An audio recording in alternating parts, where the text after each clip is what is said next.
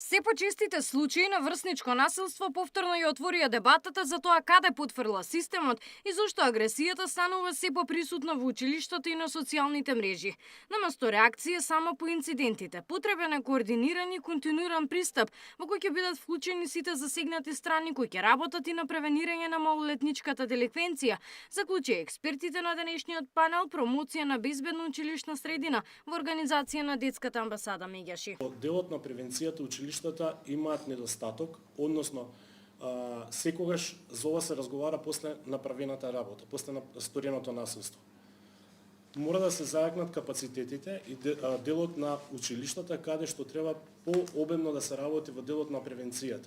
Можеби ни се потребни подобри мерки за соработка помеѓу училиштето и центрите за социјални работи, затоа што откако ќе се извести Центарот за социјална работа, доколку станува збор за потежок вид на насилство, и Центарот излезе на терен и почне да работи со семејствата, училиштата не ги добиваат повратните информации што се работи со тоа дете, што се работи со тоа семејство, за да нели го подигнат нивото зашто тоа дете мора да се врати во училиште. Драги Змијанац став дека клучот за намалување на агресијата и проблемите е токму вклучување на младите во носењето одлуки и препознавање на различните видови на насилство.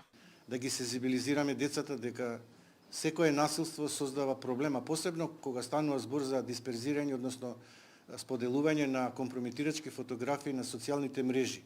Ние многу често активно ги контактираме од Оделението за компјутерски криминал и форензика, МВР, ги предупредуваме дека само на тој начин, ако го избришат навремено тој компрометирачки линк, имаме шанси да ги спречиме овие немили настани. Откако 15 годишник со нож прободе дете во училишен тоалет во Ченто, надлежните го вклучија црвениот аларм. Се подготвуваат измени на законот за основно за да се казнат родителите чии деца предизвикуваат насилство. Покрената иницијатива за лиценцирање на училишни психолози за да детектираат насилство или други проблеми кај децата. Габриела Лескова, Сител телевизија.